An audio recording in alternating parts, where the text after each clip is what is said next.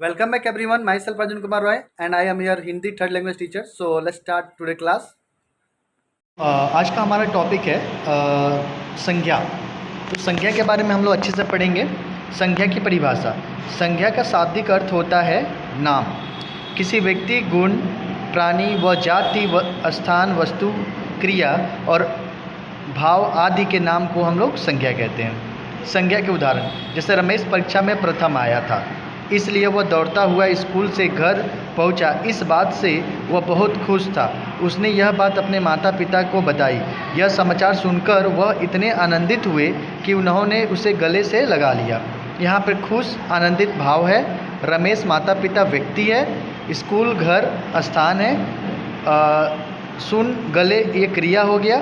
तो क्रिया के बारे में हालांकि हमें नहीं पढ़ना है, हमें जो है मेनली संज्ञा के बारे में पढ़ना है। अब आते हैं संज्ञा के भेद।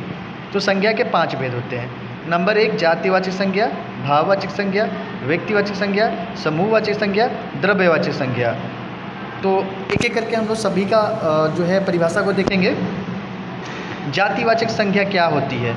देखिए, इसका परिभाषा क्या है? जिस शब्द से एक ही जाति के अनेक प्राणियों, वस्तुओं का बोध हो, उसे जातिवाचक संज्ञा कहते हैं। अर्थात जिस शब्द से किसी जाति का संपूर्ण बोध होता हो, यह उसकी पूरी श्रेणी और पूर्ण वर्ग का ज्ञान होता है, उससे उस संज्ञा शब्द को जातिवाचक संज्ञा कहते हैं। जैसे मोटरसाइकिल, कार, टीवी, पहाड़, तालाब, गांव, लड़का, लड़की, घोड़ा, शेर आदि। नेक्स्ट है नंबर 2 भाववाचक संज्ञा।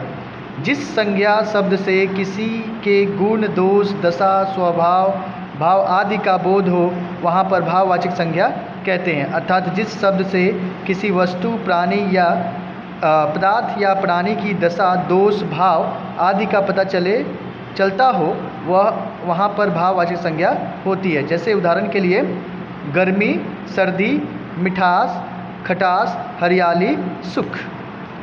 नंबर नेक्स्ट व्यक्तिवाचक संज्ञा।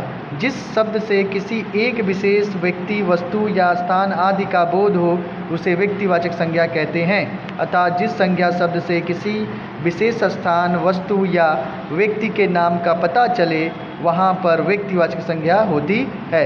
जैसे भारत, गोवा, दिल्ली, भारत, महात्मा गांधी, कल्पना चावला, महेंद्र सिंह धोनी, रामायण, गीता, रामचरितमानस आदि। नेक्स्ट है समूहवाचक संज्ञा। इसे समुदायवाचक संज्ञा भी कहा जाता है। जो संज्ञा शब्द किसी समूह या समुदाय का बोध कराते हैं, उसे समूहवाचक संज्ञा कहते हैं। अर्थात जो शब्द किसी विशिष्ट या एक ही वस्तुओं के समूह या एक ही वर्ग व जाति के समूह को दर्शाता है, वहाँ पर समूहवाचक संज्ञा होती है। उदाहरण के लिए गेहूं का ढेर, लकड़ी का गट्ठा, विद्यार्थी का समूह, भीड़, सेना, खेल आदि। नेक्स्ट है द्रव्यवाचक संज्ञा। जो संज्ञा शब्द किसी द्रव्य, पदार्थ या वस्तु का बोध कराते हैं, उसे द्रव्यवाचक संज्ञा कहते हैं। अर्थात जो शब्द किसी पदार्थ, वस्तु और द्रव्य को दर्शाते हैं, वहाँ पर द्रव्यवाचक संज्ञा होती है। जैसे उदाहरण के लिए गेहूँ, तेल, पानी, सोना आदि, चांदी, दही, स्टील, घी, लकड़ी आदि। इस प्रकार से हम लोगों ने संज्ञा को भली भांति वाचन किया। उम्मीद करते हैं आप सभी को समझ में आया है। ठीक है।